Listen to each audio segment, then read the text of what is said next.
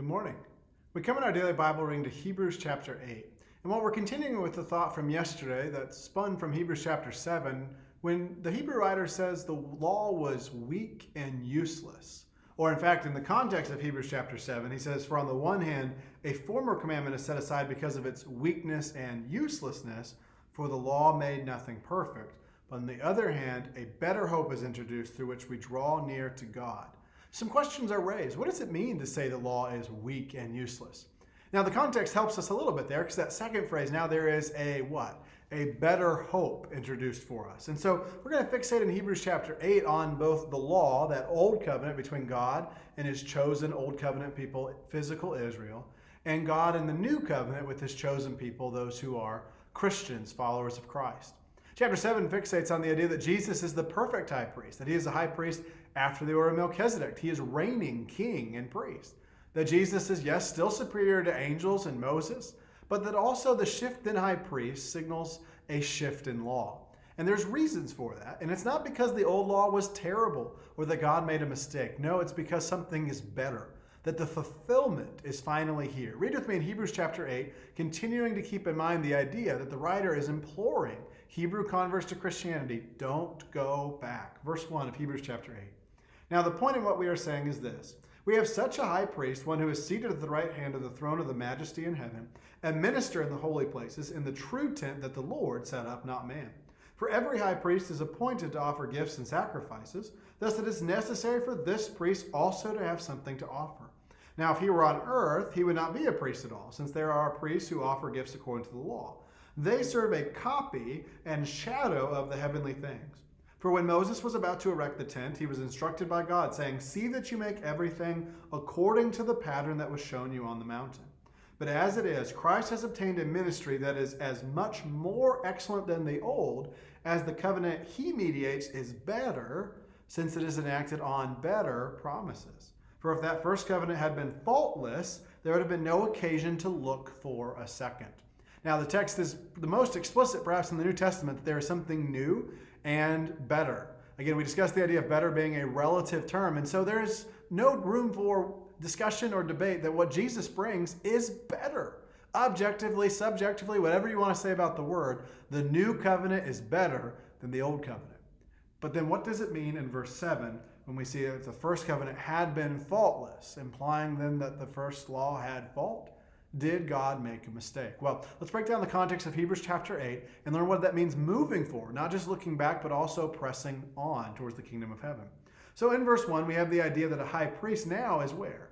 Seated at the right hand of the throne of the majesty in heaven, a minister in the holy places, in the true tent that the Lord set up, not man. Now that's a critical point for us in a lot of ways. Number one, it's a callback to Jesus being at the right hand of God. That's so crucial because it shows he is the fulfillment of Old Testament prophecy, of Psalms, that Jesus is the Son of God, that Jesus is Lord, that he is in control, that he is with God, that this is not God in some sort of fake religion to worship him and through this fake man named Jesus. No, this was always part of God's plan. In fact, Jesus is Lord. He's not just a high priest. He's not just king. He's not just our Messiah. He is the Lord. He is God, Jesus the Son. And so as we look at that, then we see the second phrases in verse 1 and 2. At the majesty in heaven, a minister in the holy places, in the true tent that the Lord set up, not man. Now, we think about the old law, we think about high priests making and offering sacrifices for people, allowing them to have this mediation, if you will, between them and God with the blood of bulls and goats. Now, Hebrews chapter 10 and verse 4 is going to say it's impossible for the blood of bulls and goats to take away sins. And yet that was part of God's covenant with his people, that if they offered these sacrifices as prescribed by law, that they would have access to God in a muted or veiled, we might call it, way. Now the difference is here, it shows us that God always had something more in mind. Notice this phrase in verse 2, the true tent that the Lord set up. Now, that shows us that God intended it to be this way, that Jesus is our full access. We're no longer veiled, we're not muted. We have full access to the throne of grace, and that is supposed to help us. You remember in Hebrews chapter 4, one of the great things about Jesus is that he is a high priest who can sympathize with our weaknesses. He was tempted as we are. And so now we can draw near to the throne of grace to receive mercy and find encouragement and help in the time of need. How wonderful is it that Jesus cares, that Jesus knows? But even moreover, that this was God's plan, that we not just come to God, or the one person comes to God once a year or on some set schedule, but that we can access the throne of grace through Jesus. That idea of through Jesus is pivotal. We see that again in verse 6. Christ has obtained a ministry that is much more excellent than the old, as the covenant he mediates is better, since it is enacted on better promises. And so we have to ask the question here, what was the purpose of the old law if Jesus could just come and do everything better anyway? Well, we see part of our answer in verse 5.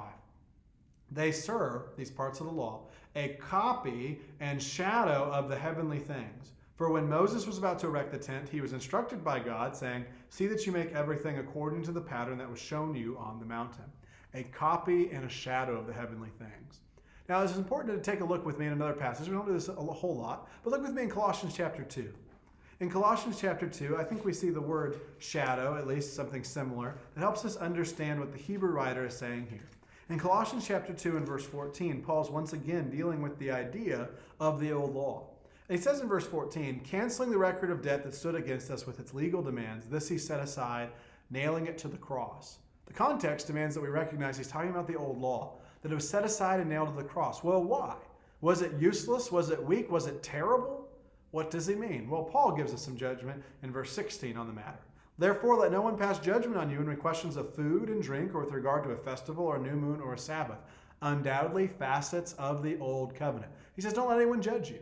Verse 17, "These are a shadow of the things to come, but the substance belongs to Christ." Now, going back to Hebrews 8 and verse 5, again, we saw that word. They are copy and shadow of the heavenly things. That means that they had a role. A shadow reveals something. For us, it reveals our position. Imagine if you were playing hide and seek and you looked around a corner and you saw the shadow of a person or the silhouette of a human being. That might tell you where somebody is hiding, because your shadow isn't cast completely apart from you. It points out a relative position based on the sun and many other factors, some of which probably go beyond my understanding.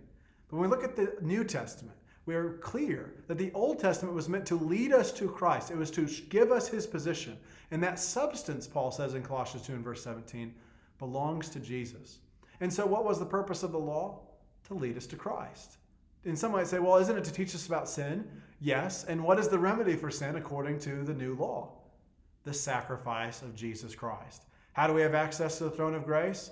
Through Jesus, the mediator of the new covenant, the Christ. So important to understand that the old law had a purpose, but its purpose was fulfilled by Jesus, which is something he claimed to do from the very beginning, as we read in the book of Matthew, in particular in chapter 5 and 6. And so then as we look at verse 7, if that first covenant had been faultless, there would have been no occasion to look for a second. It was not that God messed up, but rather that we were shown what we needed to be looking for. Now imagine the consternation of this Hebrew writer who is trying to get Hebrew converts to Christianity to not go back. He's saying, look, don't go back. This was always the plan, to press forward, to take what is better. And so then the million-dollar question becomes, what's better about it?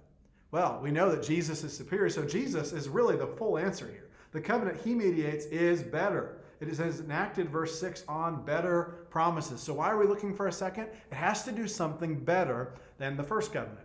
Well, number one, the mediator is better, the high priest is better, but those promises are better. Those promises of the old law were pretty good. That God would have a physical people, that they could call him their God and be his children, that's pretty amazing. But what could be better than that? Truly being God's people, regardless of race, regardless of heritage, and living out a personal relationship with our great Creator God. Verse 8, "For he finds fault with them when he says, 'Behold, the days are coming, declares the Lord, when I will establish a new covenant with the house of Israel and with the house of Judah. Not like the covenant that I made with their fathers on the day when I took them by the hand to bring them out of the land of Egypt. For they did not continue in my covenant, and I showed no concern for them, declares the Lord.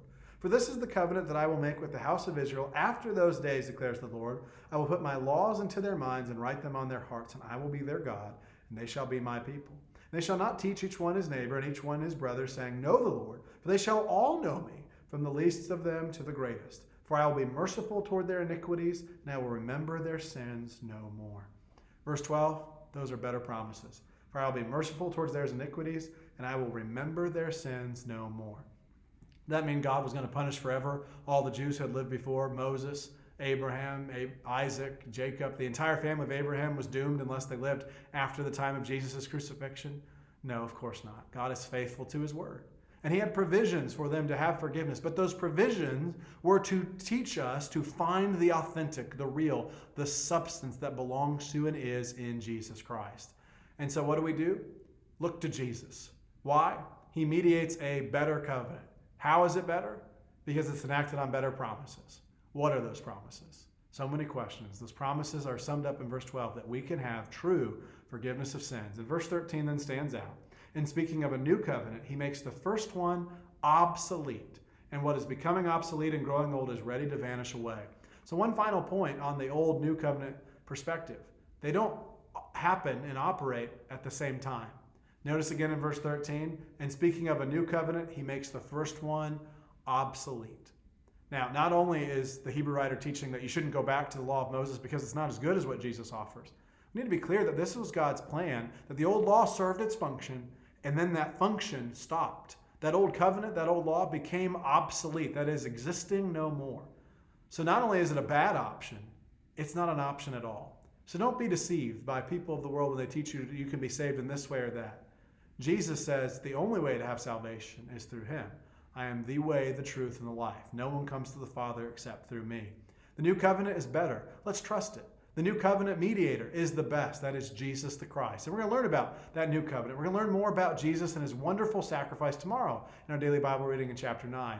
But suffice to say for chapter 8, God didn't mess up with the old law. It should point us to Jesus. So let's find the shadow. Let's absorb the substance and trust in Jesus as our Lord and Savior.